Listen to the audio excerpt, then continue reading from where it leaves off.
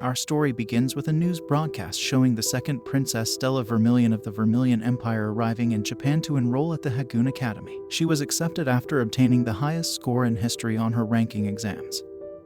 Hence, she is stated to be a genius. Here we see Ikki Kurogane. Unlike other students, Ikki trains extremely hard every day. This is because of his lack of magical ability. Therefore, he's considered the weakest throughout the entire academy. But despite being ordinary, he was still able to enroll at the academy. He relies on traditional swordsmanship to pull through and chase his dreams of becoming a magical knight. While arriving at his dorm, he was greeted by a completely shocked half-naked Stella standing before him. But he stopped her before she could say anything and went on to taking his clothes off as well, stating that they will be even. The matter was brought to the school's director. Ikki claimed that it was an accident. He then apologized to Stella but blew it off, stating that it was just her underwear and it's not that big of a deal. This infuriated Stella. She threatened to burn him to ashes for defiling her body with his perverted eyes. He quickly stated that it was because she was beautiful. He was unable to take his eyes off of her. This completely took her off guard, making her blush and stuttering over her words. The director then came back in and informed them that they will be roommates. She went on to explain that students are normally paired because they have similar skill level, but in this case Ikki is by far the weakest while Stella is unmatched and unrivaled. Ikki and Stella argued about who makes the rules in the dorms. The director then suggested a mock battle and whoever wins can decide the rules. Stella stated that she'll humor him and whoever loses will have to be the winner's servant for the rest of their life. During the battle, Stella came to realize that despite of his lack of magical ability, he's a very skilled swordsman, so she stopped holding back and unleashed the fire dragon. Ikki activated his trump card and defeated her. He can only use this ability once a day and it completely drains his energy in the process. While recovering, she asked the director how can Ikki be only an F ranked if he's that strong, and she went on to explain that the ranking system is based off of the capability of the blazer, and not their swordplay or movement, and under the current system it's impossible to give him the rank he truly deserves. Back at the dorm, Stella found Ikki sleeping. She noticed his top was slightly up and got fascinated because she's never seen a man's body up close before, so she begins to examine him. He woke up and caught her by surprise and she hit her head in the ceiling. After patching her up, she apologized for what she did. He then reminded her about their deal, but she tried to sway away from the conversation. He taunted her, stating that it seems the Vermillion family doesn't live up to their promises. This made her accept the deal they made, stating that she will do anything, and referred to him as a pervert. The first order he gave her was to be his roommate so he could get to know her better. They then both agreed to get along. Here we see Ikki commending Stella after their morning jog. He told her he does it out of pure habit so she doesn't need to push herself too hard to keep up with him, especially with the amount of magic she has to compensate for physical ability. But Stella, with her competitive nature, said she was fine and that she finished just fine. Ikki offered her some refreshment. Stella noticed him smiling and mentioned it to him. He told her that his little sister has enrolled at the school and he can finally see her after 4 years.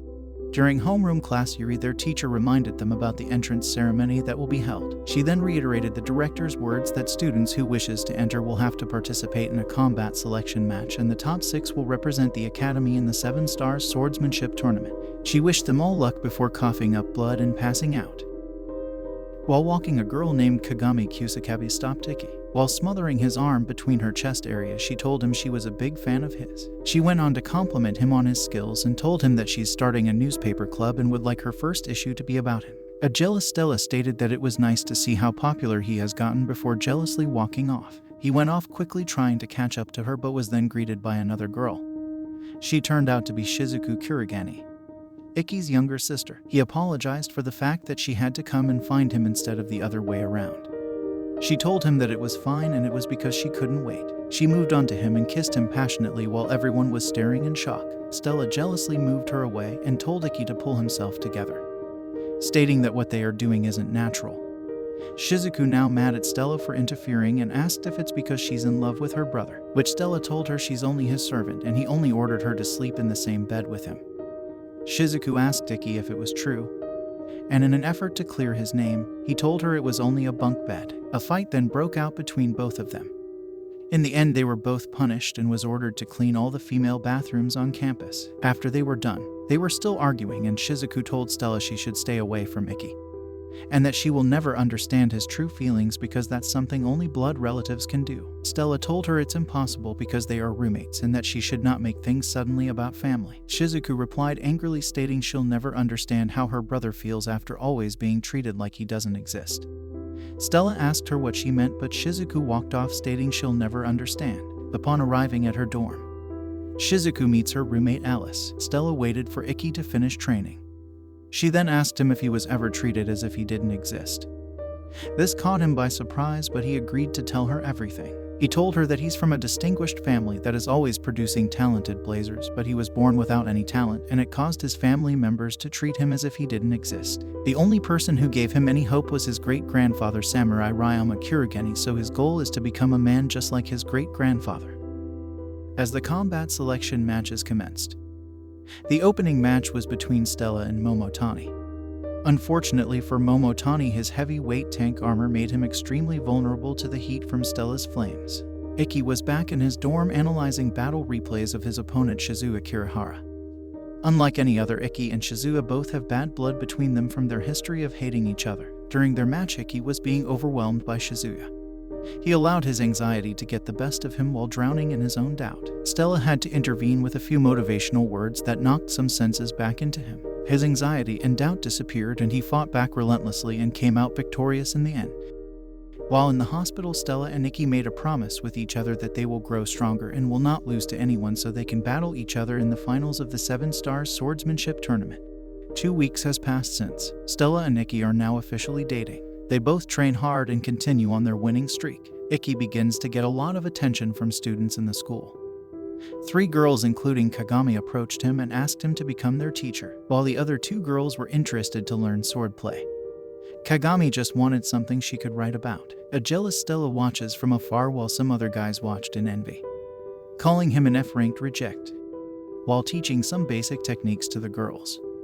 The group of guys come up and confronted him. He defeated them with some ease, and they acknowledged his superiority and begged him to teach them how to get stronger as well as how to get popular with the girls. Back in the dorm, Ikki asked Stella to help him with teaching. They'll be visiting a pool to teach swordsmanship. Everyone at the pool house is fired up and ready to learn. During his first major session, a mysterious girl watched Ikki from afar. Later in the day, during their break, Ikki and Stella had a small lovers' squabble before working things out and having their first official kiss. On their way back home, Stella and Ikki both received emails that they'll be facing members of the student council. Despite this fact, they both came out victorious and continues their winning streak. While on their way back home, Ikki and Alice noticed they were being shadowed. Ikki called out to their stalker, but she tries to escape and in the end failed miserably. They brought her to the hospital, and here Ikki learned that she's the daughter of Ikki's idol, a man known as the Last Samurai and who is very skilled in swordsmanship even though he wasn't a blazer. She asked Ikki if he could teach her, in which he happily obliged. During their training session, Ikki noticed that her foundation was quite good, but her posture was holding her back. He went in up close and personal to help her find a more suitable posture for her female stature, which turned out helpful in the end.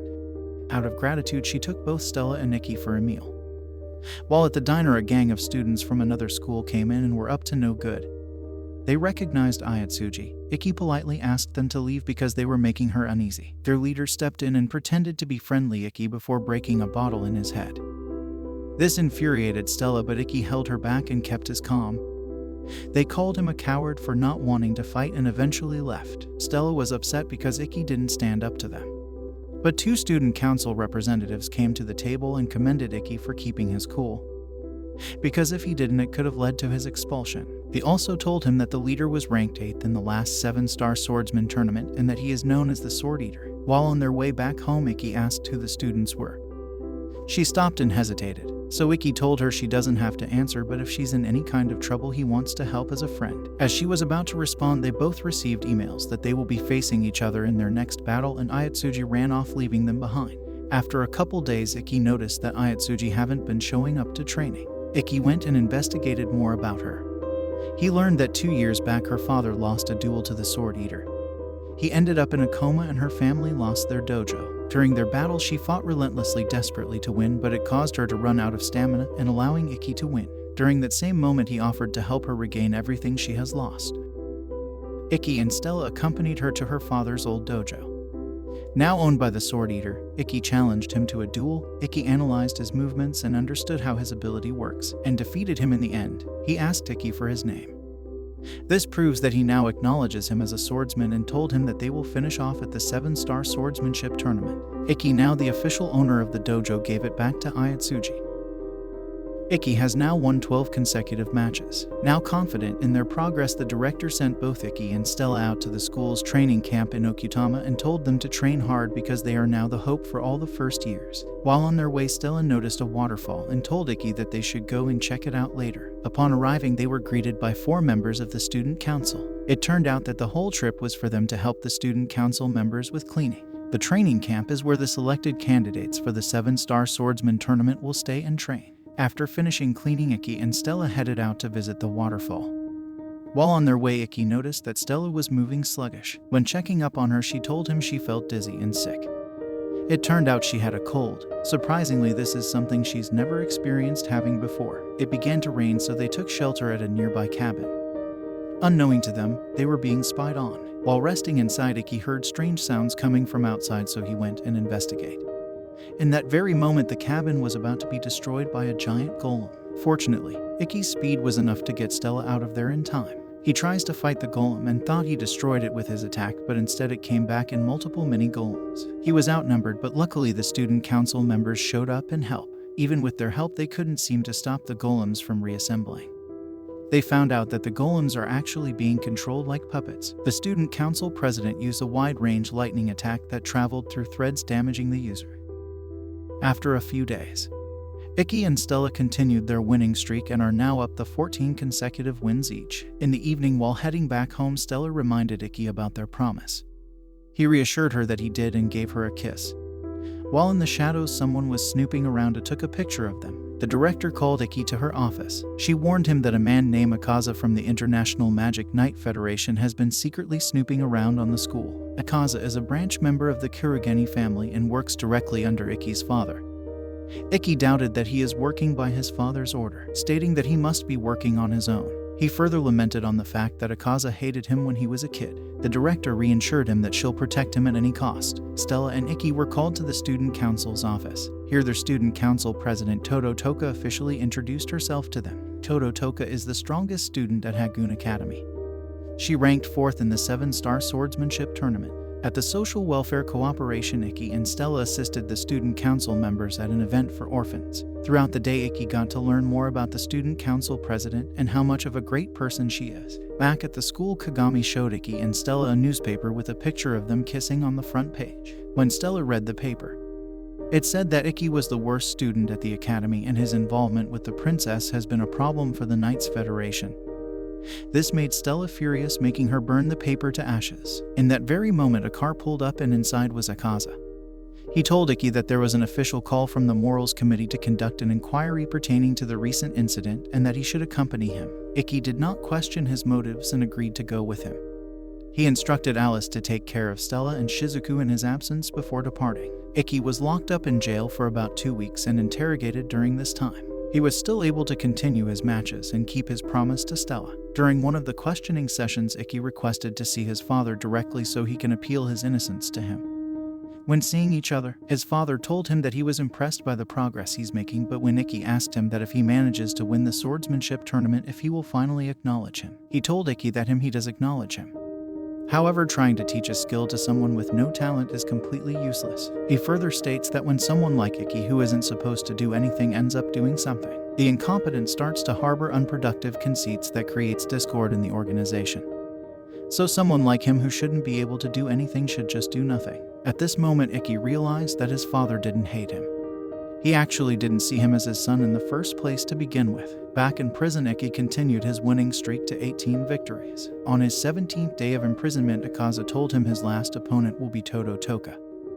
This match will be in the public's eyes, and if he can defeat her, it will show them that he has what it takes to be a knight, and it will also end the questioning. But if he loses, he will have to give up on becoming a magic knight. The stage is now set for the final rounds of the selection matches. The matches are also being broadcasted on national television. All the other matches are now completed and people are now anticipating the final match, but Ikki hasn't showed up as yet. The match rules stated that an opponent has 15 minutes to arrive after the initial time scheduled, and if they don't make it, it will automatically go down as a forfeit. Ikki is seen walking and trying to reach the arena despite his bad physical condition.